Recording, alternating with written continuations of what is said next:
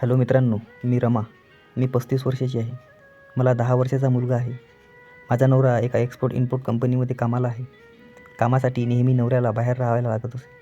घरात आम्ही तिघे आणि एक संदीप नावाचा मुलगा काम करतो. संदीप आमच्या घरातले लहान मोठी कामे करतो, जसे दुकानातून काही सामान घेऊन येणे, भाजी घेऊन येणे, घरात कधी साफसफाई करणे.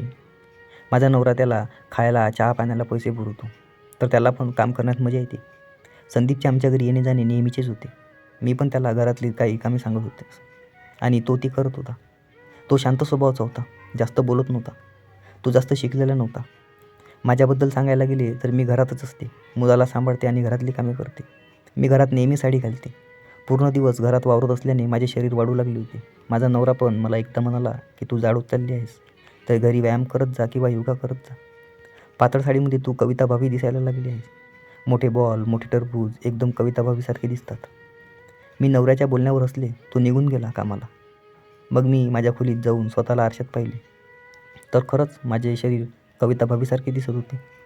मला तसे व्यायाम करण्यास काही इच्छा नव्हती, म्हणून मी माझ्या एका मैत्रिणीला भेटायला गेली सल्ला घेण्यासाठी. ती डॉक्टर होती. तिने मला चेक केले आणि म्हणाली की घरात पूर्ण दिवस असतेस म्हणून शरीर वाढत चालले आहे. मी तिला म्हणाले की माझे पोट नाही वाढले आहे, पण माझे आंबे जरा जास्तच मोठे झाले आहेत.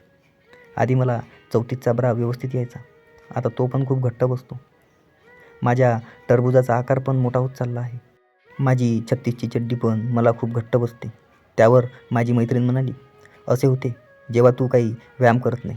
पुढे ती म्हणाली, थोडे जेवण कमी कर आणि त्या बदल्यात फळे आणि हिरव्या पालेभाज्या खायला सुरुवात कर.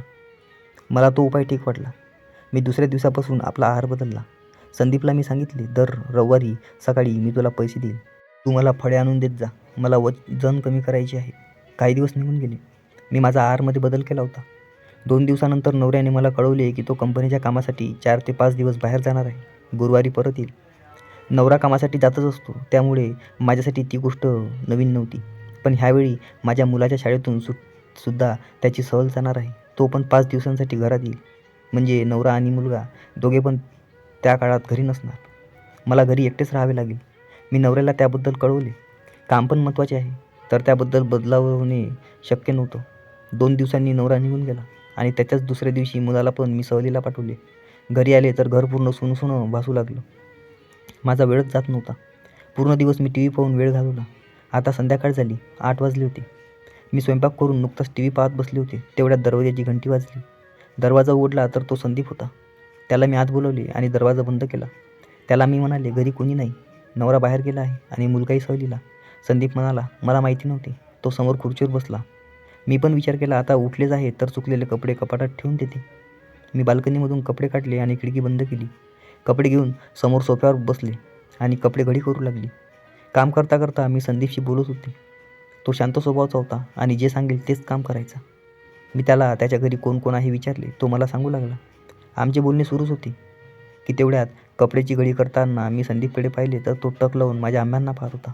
मी लगेच माझी नजर खाली फिरवली तर कळले की माझा पदर खाली झाला आहे, त्यामुळे माझी गल्ली स्पष्ट दिसत होती. मी लगेच पदर वर केला आणि गल्ली झाकली आणि काही न झाल्यासारखे परत कपडे घरी करू लागले. संदीप कधीपासून फक्त माझ्या दोन्ही आंब्यांच्या मधल्या गुफेमध्येच पाहत होता, म्हणून तो काही बोलत नव्हता. मला थोडे हसू आले आणि काही वेळाने मला विचार आला, घरात तसे पण कोणी नाही, थोडं संदीपशी मस्ती करूया. मी कपडे घडी करू घेतले. मग उभी राहिली आणि कपडे गोळा करण्यासाठी वाकली. जशी मी वाकली माझा पदर खाली पडला, पण ह्यावेळी मी पदर खालीच ठेवला, त्यामुळे माझी गल्ली स्पष्ट संदीपला दिसू लागली. मी कपडे घडी करत तिरक्या नजरेने संदीपकडे पाहिले. तो परत टक लावून माझ्या आंब्यांना मध्ये पाहत होता. त्याने त्याच्या ओठांवर त्याची जीभ फिरवली. मला कळून आले की तो आकर्षित होत आहे. मी काही वेळ अशीच वाकून उभी होती. मग कपडे गोळा करत मी समोर कपाटात ठेवायला गेली. कपाटाचं दार उघडलं आणि कपडे ठेवायला वाकली. मी मुद्दामून वाकून उभी राहिली आणि संदीपकडे माझे टरबूज केले. मला पाहायचे होते की माझे गोलाकार टरबूज मागून पाहून संदीपला कसे वाटते. मी काही वेळ अशीच वाकून होती. मग सरळ उभी झाली आणि कपाट बंद करून परत संदीपजवळ आले. येताना मी हातात माझी लाल रंगाची नायलॉनची मॅक्सी घेऊन आले. मी संदीपशी माझ्या घरातल्या कामाबद्दल बोलू लागले. बोलता बोलता मी संदीपच्या समोर साडीचा पदर खाली पाडला. मग मागे हात घेऊन ब्लाऊज उघडला आणि काढून बाजूला सोफ्यावर ठेवला. आत मी काळ्या रंगाचा ब्रा घातला होता. बॉल मोठे झाल्याने ब्रा फक्त माझे निप्पल झाकत होता. पूर्ण बॉल ब्राच्या बाजूने मोकळा होता. मी बोलता बोलता अधूनमधून संदीपकडे पाहत होती. मी पाहिले संदीपने दोनदा आमच्या बाबूराववर हात फिरवला. मला दिसत होते की त्याचा बाबूराव ताटला आहे. मग मी हळूहळू माझी साडी खोलू लागली. गोल गोल साडी फिरवत मी काढून टाकली आणि बाजूला ठेवली. आता मी परकर उघडू लागली. नाडी सोडली आणि परकर हातातून सोडला. माझा परकर इथे खाली पडला आणि तिथे संदीप खुर्चीवरून उठला. त्याला पण कदाचित विश्वास बसत नव्हता की नक्की काय होत आहे. मी परकर बाजूला सरकवला. आता मी संदीपसमोर काळ्या रंगाच्या ब्रा आणि काळी चड्डी घालून उभी होती. संदीप उभा राहून आपला बाबूराव चोळू लागला. मी त्याच्या खाली पाहिले तर त्याच्या शॉर्ट पॅन्टवर तंबू झाला होता. बाबूराव ताटलेला स्पष्ट दिसत होता. मी गेली होती संदीपला सतवायला, पण आता माझी चिमणी पण नाचू लागली. मला पण कळेना की मी काय करत आहे. त्या शांत खोलीत मी ब्रा आणि पॅन्टीवर उभी होती. माझ्यासमोर 5 फूट उंचीचा मुलगा आपला बाबूराव चोळत उभा होता. मी संदीपकडे पाहिले आणि का माहिती नाही मी संदीपला हात पुढे करून मिठी मारायला बोलवले. संदीप पण काही विचार न करता लगेच येऊन माझ्या शरीराला आदळला. संदीपने मिठी मारताच त्याचे तोंड माझ्या गल्लीत चिकटले. मी त्याला घट्ट दाबले आणि संदीपने पण मला घट्ट मिठी मारून पकडले. माझे शरीर भट्टीसारखे तापू लागले. संदीपने त्याचा हात पुढे आणला आणि माझ्या गल्लीत तोंड घासत दोन्ही हाताने माझे आंबे जोरात दाबले. संदीप जोरजोरात माझे आंबे दाबू लागला. मी त्याच्या स्पर्शाचा आनंद घेऊ लागले. तो आंबे दाबण्यात व्यस्त असताना मी त्याची टी-शर्ट वर खेचून काढून टाकली आणि त्याच्या पाठीवर हात फिरवू लागली. तेवढ्यात संदीपने मागे हात नेऊन माझा ब्रा उघडला. पुढून ब्रा मोकळा झाला. त्याने लगेच माझ्या खांद्यावरून ब्राची पट्टी काढली आणि ब्रा काढून बाजूला फेकला. त्याच्या त्या कृत्याने माझी चिमणी पाणी सोडू लागली. चिमणीत जणू आग लागली होती. संदीपने खूप वेळ माझे निप्पल चोखले, मग मागे झाला. संदीपकडे पाहिले तर त्याच्या चेहऱ्यावर मला हवस दिसत होती. तो जीभ ओठांवर फिरवत होता. मी लगेच संदीपला समोर खुर्चीवर उभे केले. त्याच्या ओठांवर चुंबन घेतले. घट्ट मिठी मारली. खूप वेळ मी संदीपचे ओठ चोखले. मग त्याची शॉर्ट पॅन्ट हाताने पकडून खाली खेचली. आत संदीपचा तंबू भला मोठा दिसत होता. त्याचा ताटलेला बाबूराव पाहून माझ्या तोंडाला पाणी सुटू लागलं. मी लगेच त्याची अंडरवेअर दोन्ही हाताने पकडली आणि खाली खेचली. खाली अंडरवेअर खेचताच संदीपचा दांडा उड्या मारून बाहेर पडला. मी लगेच माझी मुठी बाबूराव भोवती केली आणि गच्च त्याचा बाबूराव पकडला. बाबूराव मागे पुढे करताच त्याचा गुलाबी टोक पुढे आला. मी वेळ न घालवता माझी जीभ त्याच्या टोकाला टेकवली. गोल गोल जीभ फिरून गुलाबी भागावर फिरवत मी त्याचा बाबूराव चोखू लागली. संदीप तोंडाने आवाज करू लागला. काही वेळाने मग तो खुर्चीवरून खाली आला. मी समोर सोफ्यावर बसले. संदीप येऊन माझ्या दोन्ही पायांमध्ये बसला. मी त्याच्याकडे पाहिले तर तो टरबुजावर बसला होता आणि दोन्ही हात जमिनीवर होते. असे वाटत होते जणू कुत्राच समोर बसला आहे. संदीप जवळ आला आणि त्याने माझी पॅन्टी दोन्ही हाताने धरून खेचली. त्याने पॅन्टी काढून बाजूला टाकली आणि मी पूर्ण नागडी झाली. मग मी पाय फागवले. त्याने लगेच त्याची जीभ बाहेर काढली आणि चिमणीवर तुटून पडला. संदीप सरळ चिमणीत जीभ टाकून चोखू लागला. तिची सुंदर अनुभव होता. तो खालून वर जीभ फिरवत चिमणीचे पाणी पित होता. मी पण त्याच्या केसात हात फिरवत त्याला चिमणीवर दाबू लागली. खूप भारी वाटत होतं. मी आता सर्वच विसरून तडप मिटवण्यात मग्न झाले. मला संदीपवर खूप प्रेम येऊ लागलं.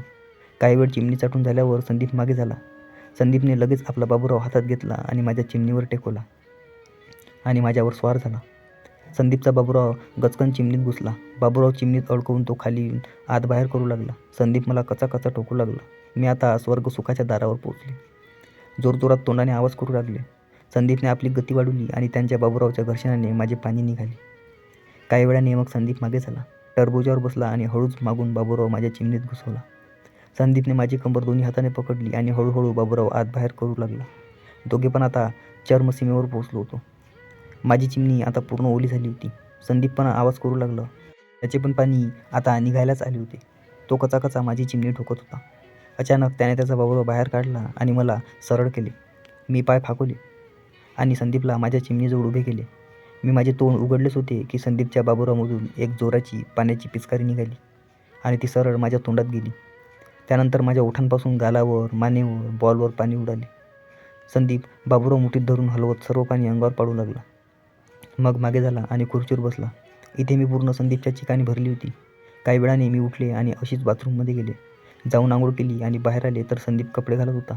मी टॉवेलने अंग पुसले आणि माझी लाल मॅक्सी अशीच वरून खालून घालून घेतली. मग संदीपकडे गेले आणि त्याला घट्ट मिठी मारली. त्याचे तोंड माझ्या आंब्यावर दाबले. मी त्याला म्हणाली, माझ्या नवऱ्याला काही सांगू नको याबद्दल. त्याने होकार दिला. मग तो घरी निघून गेला. मी पण खूप थकले होते. मी जेवून घेतले आणि जाऊन झोपून गेले. त्या दिवशी खूप चांगली झोप लागली. संदीपकडून चिमणी ठोकून खूप मजा आली. तर मग मैत्रिणींनो आणि मित्रांनो, तुम्हाला ही कथा कशी वाटली ते कमेंट बॉक्समध्ये नक्की सांगा. आणि आवडली असेल तर व्हिडिओला लाईक करा, शेअर करा आणि अनोळखी नातं या चॅनलला सबस्क्राईब करायला विसरू नका. धन्यवाद.